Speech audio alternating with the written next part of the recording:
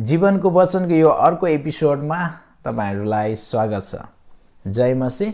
तपाईहरुलाई फेरि बाइबल अध्ययनको विषयमा सिकाउनको लागि म तपाईहरुको बीचमा उपस्थित भएको छु र हामीले बाइबल अध्ययनको विषयमा सिक्दै छौं। मैले तपाईहरुलाई बाइबल अध्ययनका कठिनाइहरुको बारेमा सिकाएँ।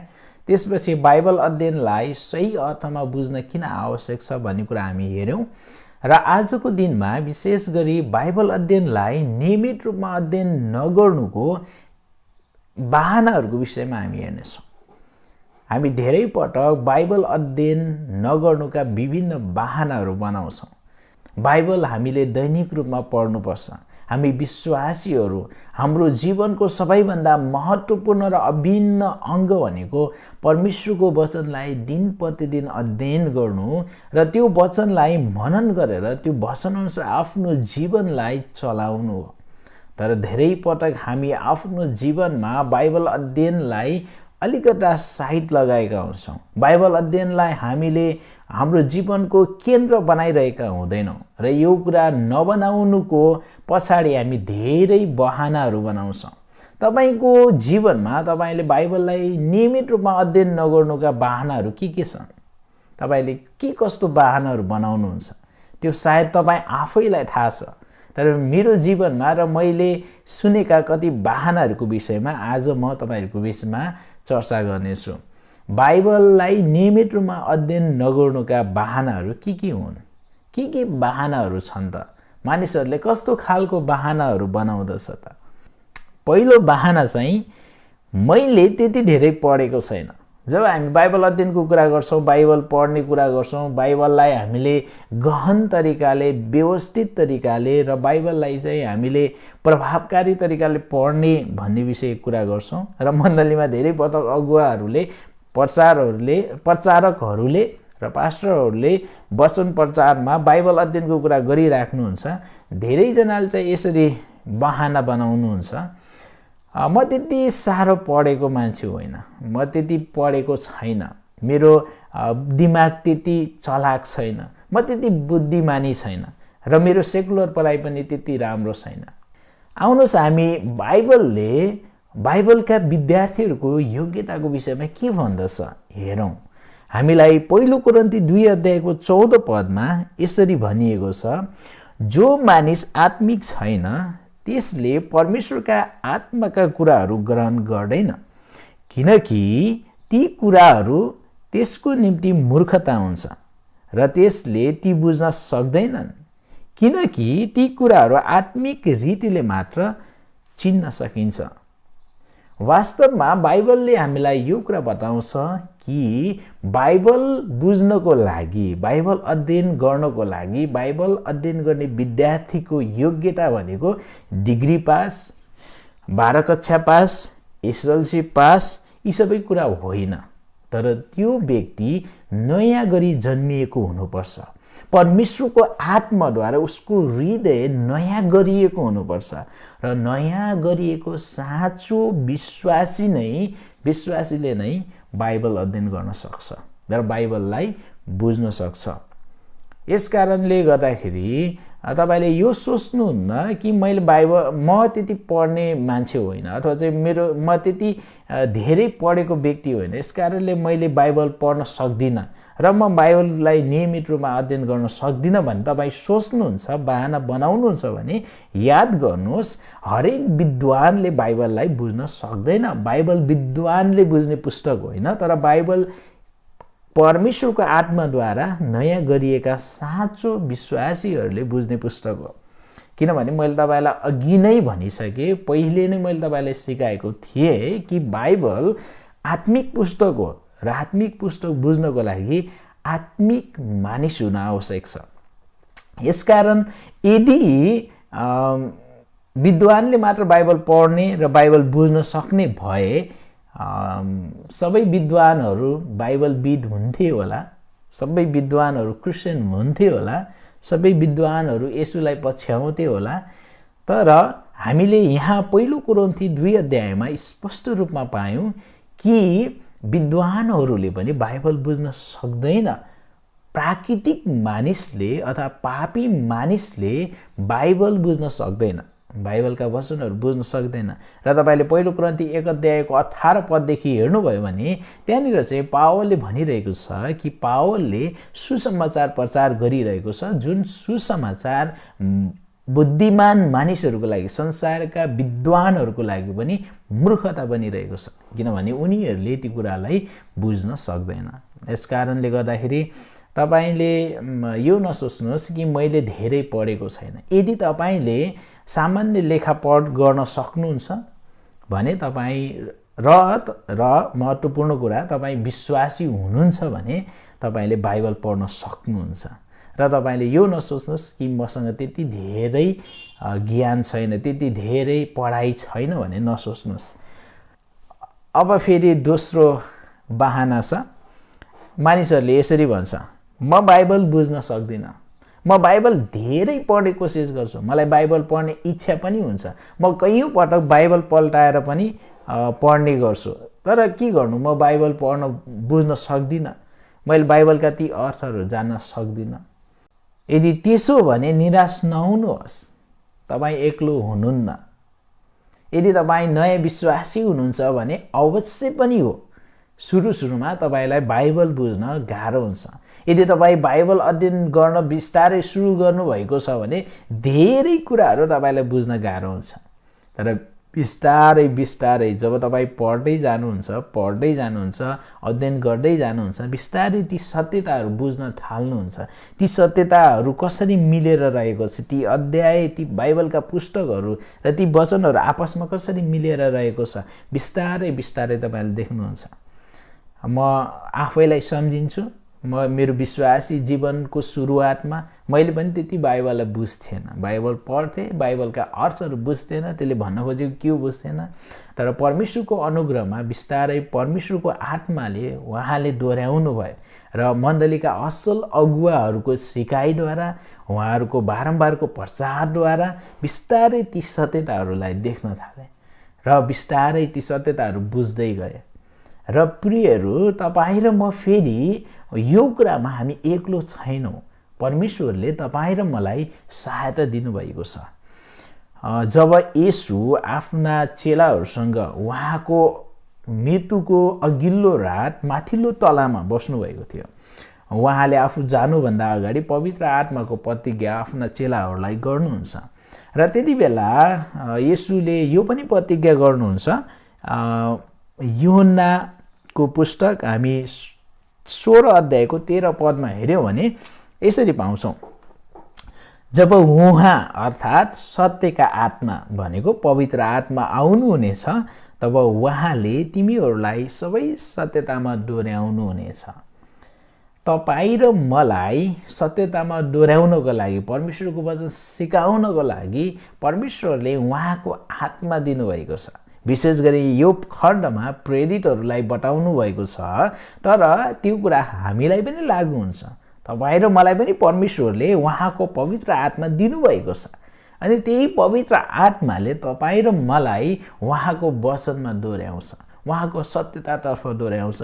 ती वचनका खण्डहरू उहाँले तपाईँ र मलाई सिकाउनुहुन्छ। अनि हामीलाई पहिलो यूहन्ना 2:27 पदमा पनि यस्तै कुरा बताएको छ कि उहाँबाट तिमीहरूले अभिषेक पाएका छौ र त्यही अभिषेकले तिमीहरूलाई सबै कुराको विषयमा सिकाउनुहुन्छ भनेर बताइएको छ। आज तपाईँ र मेरो लागि परमेश्वरले उहाँको वचन बुझ्नलाई उहाँको आफ्नै आत्मा दिनुभएको छ। यति मात्र होइन, तपाईँ र मलाई हाम्रो मण्डलीमा असल अगुवाहरू दिनुभएको छ। बाइबलको सत्यताप्रति विश्वास योग्य हुने र बाइबलको अर्थप्रति विश्वास योग्य भएर सिकाउने अगुवाहरू दिनुभएको छ। के तपाईँ एक्लो महसुस गर्नुहुन्छ? र बिल्कुलै तपाईँ एक्लो हुनुहुन्न। तपाईँसँग परमेश्वरको आत्मा हुनुहुन्छ र तपाईँसँग आफ्नै स्थानीय मण्डलीको अगुवा हुनुहुन्छ, जसले तपाईँलाई बाइबल बुझ्नलाई सहायता गर्न सक्नुहुन्छ। तर धेरै पटक हामी के हुन्छौँ भन्दाखेरि बाइबल मैले बुझ्दिनँ भनेर हामी बाइबललाई बन्द गरिदिन्छौँ, बाइबललाई हामीले त्यतिकै छोड्छौँ, तर बुझ्ने कोसिस गर्दैनौँ, हामी प्रार्थना गर्दैनौँ, प्रभुसँग सङ्घर्ष गर्दैनौँ। म तपाईँहरूलाई अनुरोध गर्छु, तपाईँहरू चाहिँ याकुब जस्तै हुनुहोस्। तपाईले याकुबलाई याद गर्नुहोस्, जब याकुब परमेश्वरसँग कुस्ती खेल्दै थिए अनि याकुबले भन्दछन् कि परमेश्वरलाई समातेर तपाईले आशिष नदिनु भएसम्म म तपाईलाई छोड्ने छैन।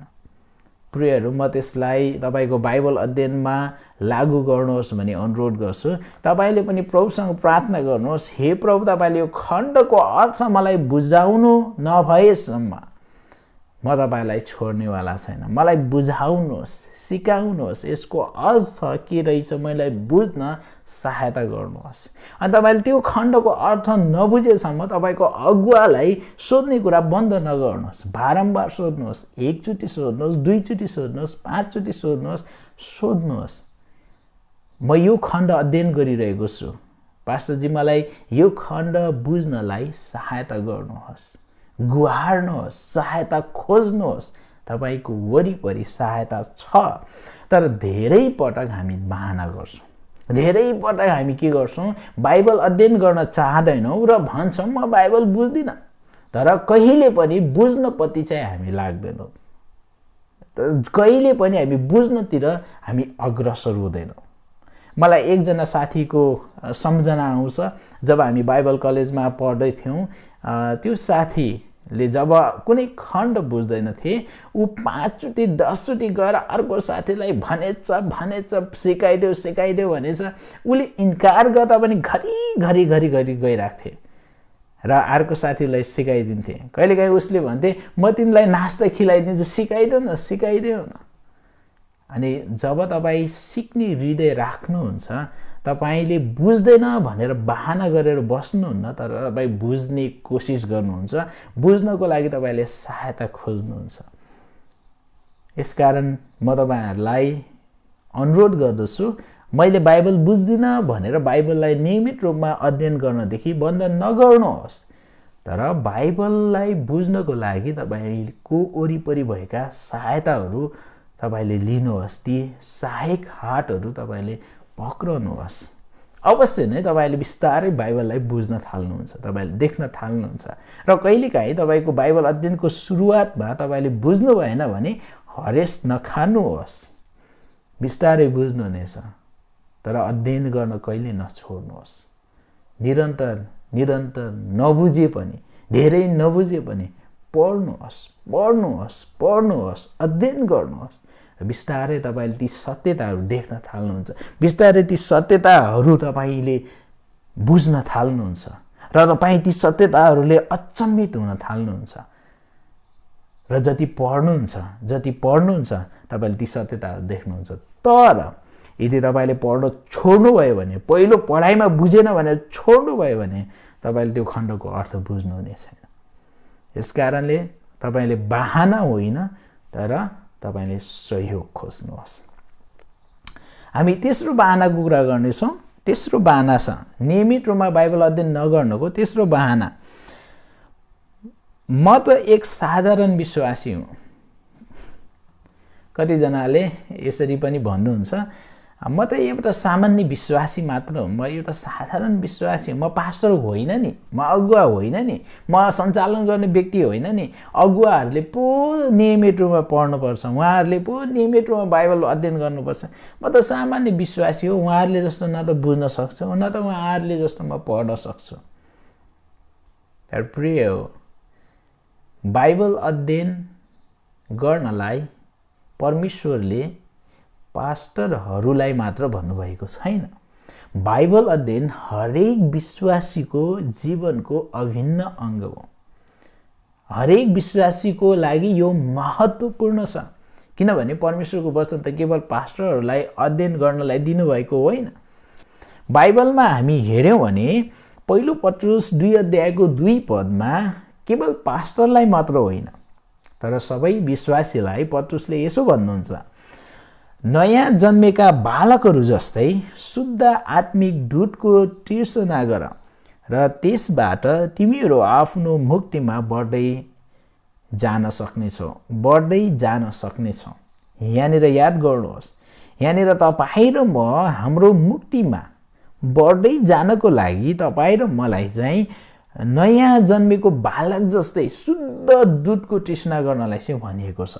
अथवा यहाँनिर चाहिँ एउटा यस्तो चित्र प्रयोग गरिएको छ, भर्खर जन्मिएको बालकले आमाको दुधको तृष्णा गर्छ। त्यो बालकलाई दुध खानुपर्छ, आमाको दुध पिउनुपर्छ भनेर भनिराख्नु पर्दैन, तर कति बेला दुध चाहिन्छ त्यो बालकलाई थाहा हुन्छ, ऊ कराउँछ, रुन्छ, आमाको दुध खोज्छ। अनि यहाँनिर चाहिँ पिक्चर त्यही हो। तपाईँ र म जो आत्मिक रूपमा जन्मेका छौँ, हामी परमेश्वरको वचनको खोजी गर्छौँ, परमेश्वरको वचनको शुद्ध दुधको हामी तृष्णा गर्छौँ। हामीलाई बाइबल पढ भनिराख्नु पर्दैन। पास्टरले बाइबल खाली वचनमा बाइबल पढ्नुहोस् भनिराख्नु पर्दैन। हो, भन्नुपर्छ, अगुवाले हामीलाई उत्साह दिनुपर्छ। तर तपाईँ र म नयाँ गरी जन्मिएको मानिस दिनदिनै प्रभुको वचनलाई हामी अध्ययन गर्छौँ, प्रभुको वचनबाट हामी सुन्छौँ, प्रभुको वचनलाई हामी पढ्छौँ र ती सत्यताहरूद्वारा हामी आफैलाई आत्मिक रूपमा खुलाइरहेका हुन्छौँ। यसकारण प्रियहरू, तपाईँले यो नभन्नुहोस् म त पास्टर होइन, म त प्रचार गर्नु पर्दैन, म त कसैलाई सिकाउनु पर्दैन, म किन नियमित पढ्नु, पास्टरले पो हो पढ्ने, म त सामान्य विश्वासी। तर चाहे सामान्य विश्वासी होस् चाहे अगुवा होस्, हरेकलाई परमेश्वरको वचनको अध्ययनको खाँचो छ। हरेकले नियमित रूपमा परमप्रभुको वचनलाई, बाइबलका यी वचनहरूलाई, बाइबलका यी सत्यताहरूलाई हामीले दिन प्रतिदिन पढ्नु जरुरी छ। यी कुरालाई मनन गर्नु जरुरी छ र तपाईँ र मेरो जीवनमा लागू गर्नु जरुरी छ। नियमित रूपमा बाइबल अध्ययन नगर्नुको चौथो बहाना, मलाई अध्ययन गर्ने तरिका थाहा छैन। धेरैले भन्नुहुन्छ मलाई बाइबल कसरी पढ्ने भनेर थाहा छैन, मलाई बाइबल कसरी पढ्ने, कसरी अध्ययन गर्ने भनेर मैले जान्दिनँ। यदि तपाईँले त्यो भन्नुहुन्छ राम्रो कुरो हो। तपाईँले यदि बाइबल अध्ययन गर्न जान्नुभएको छैन भने अब तपाईँले त्यो महसुस गर्नु ठुलो कुरा हो। तर त्यो महसुसलाई त्यतिमै सीमित राख्नुहोस्, सिक्ने कोसिस गर्नुहोस्। बाइबल अध्ययन कसरी गर्ने सिक्ने कोसिस गर्नुहोस्। कहाँबाट सिक्न सकिन्छ ती स्रोतहरू खोज्नुहोस्। कसले तपाईँलाई सिकाउन सक्नुहुन्छ ती मानिसहरूको नजिक जानुहोस्, सहायता माग्नुहोस्। मलाई बाइबल अध्ययन गर्ने तरिका थाहा छैन भनेर हात बाँधेर नबस्नुहोस्। तर थाहा हुने मान्छेलाई सोध्नु पर्यो नि, थाहा हुने मान्छेसँग समय बिताउनु पर्यो नि, सहायता माग्नु पर्यो नि। तपाईँलाई मण्डलीमा परमेश्वरले अगुवाहरू दिनुभएको के को लागि? तपाईँलाई मण्डलीमा बाइबलका शिक्षकहरू दिनुभएको के को लागि? तपाईँलाई आत्मिक रूपमा दोहोऱ्याउन र तपाईँलाई परमेश्वरको सत्यतामा निपुण बनाउनको लागि। अनि परमेश्वरले दिनुभएको त्यो सहायतालाई प्रयोग गर्नुहोस् र बाइबल अध्ययन कसरी गर्ने सिक्नुहोस्। तपाईँले बाइबल अध्ययन गर्ने तरिकाहरूको बारेमा जान्नुहोस्। बाइबल अध्ययन गर्दा के कुराहरूलाई ध्यान दिनुपर्छ, कस्तो कुराहरू ख्याल गर्नुपर्छ, कसरी त्यसलाई अध्ययन गर्नुपर्छ, उहाँहरूसँग बसेर सिक्नुहोस्। अब पाँचौँ बहाना हेर्छौँ, बाइबल अध्ययन, नियमित रूपमा बाइबल अध्ययन नगर्नुको पाँचौँ बहाना। मसँग समय नै छैन, म धेरै व्यस्त छु, मेरो धेरै कामहरू छ, मैले धेरै काम गर्नुपर्छ, अथवा मेरो काम यस्तो छ कि म कति बिजी हुन्छु, बाइबल एकछिन पनि बाइबल हेर्न मलाई फुर्सद हुँदैन। र धेरै मानिसले बहाना बनाउनुहुन्छ। तर म सबैजनालाई प्रश्न गर्न चाहन्छु, तपाईँको जीवनको सबैभन्दा महत्त्वपूर्ण काम के हो? तपाईँको जीवनको, यदि तपाईँ विश्वासी हुनुहुन्छ भने आफूलाई प्रश्न गर्नुहोस्, तपाईँको जीवनको सबैभन्दा महत्त्वपूर्ण काम के हो? तपाईँको जीवनको सबैभन्दा प्राथमिकतामा तपाईँले राख्नुपर्ने काम के हो? के परमेश्वरको वचन अध्ययन गर्नु र परमेश्वरको वचनलाई मनन गर्नुभन्दा माथिको काम केही छ तपाईँको जीवनमा? यदि तपाईँ विश्वासी हुनुहुन्छ भने म फेरि पनि च्यालेन्ज गर्छु, तपाईँको जीवनको सबैभन्दा सर्वोच्चमा रहेको काम के हो? तपाईँले सबभन्दा माथि राख्नुपर्ने काम के हो?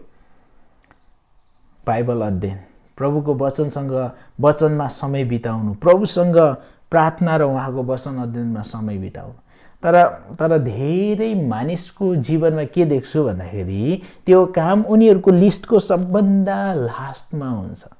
मैले यो गर्नुपर्ने छ, यो गर्नुपर्छ, यो भ्याउनुपर्ने छ, यो भ्याउनुपर्ने छ, यो भ्याउनुपर्ने छ, यो भ्याउनु, अनि समय भयो भने म बाइबल पढ्छु। यो चाहिँ हुँदैन है, यो चाहिँ हुँदैन, बिल्कुलै हुँदैन।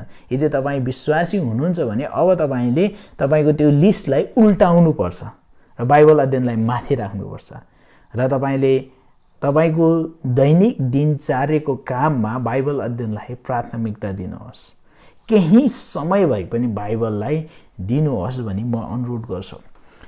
मैले यो भनिरहेको छैन कि पास्टर अगुवाहरूले वचन तयारी गर्न दिनभरि बसे जस्तो हो तपाईँले बाइबलमा दिनभरि समय बिताउनुहोस् र दिनरात बाइबलै पढेर हिँड्नुहोस्, काम नगर्नुहोस् मैले भन्न खोजेको होइन। तपाईँ आफ्नो काम गर्नुहोस्, तपाईँको परिवारलाई खिलाउने, तपाईँको परिवारको भौतिक आवश्यकताहरू परिपूर्ति गर्ने, तपाईँको नानीहरूलाई पढाउने तपाईँको दायित्व हो। बाइबलले तपाईँलाई आफ्नो दायित्व पुरा गर्नलाई पनि भन्दछ, तपाईँले ती कुरा गर्नुपर्छ। तर कमसेकम तपाईँले के दिनको आधी घन्टा 45 मिनट वा 1 घन्टा बाइबल अध्ययन गर्न दिन सक्नुहुन्छ? यदि तपाईँ र मलाई हाम्रो आफ्नो मनपर्ने कुरा छ भने, हामीलाई एकदम इन्ट्रेस्ट लाग्ने कुरा छ भने हामी 2 घन्टा 2.5 घन्टा 3 घन्टा बिताउँदा पनि त्यस्तो केही हामीलाई लाग्दैन। हामी जति बिजी भए पनि त्यो गर्न हामी समय छुटाउन सक्छौँ। जति बिजी भए पनि यसो फेसबुक पल्टाएर स्ट्याटसहरू पढ्न हामी सक्छौँ, त्यसको लागि हामी समय छुट्याउन सक्छौँ। जति बिजी भए पनि हाम्रो मनपर्ने कुरा गर्न हामी सक्छौँ। तर बाइबल पढ्नको लागि हामीलाई धेरै बाहना हुन्छ। फेरि पनि म तपाईँहरूलाई उत्साह दिन्छु, तपाईँहरूले बाइबल 4 घन्टा 5 घन्टा 10 घन्टा पढ्नु पर्दैन।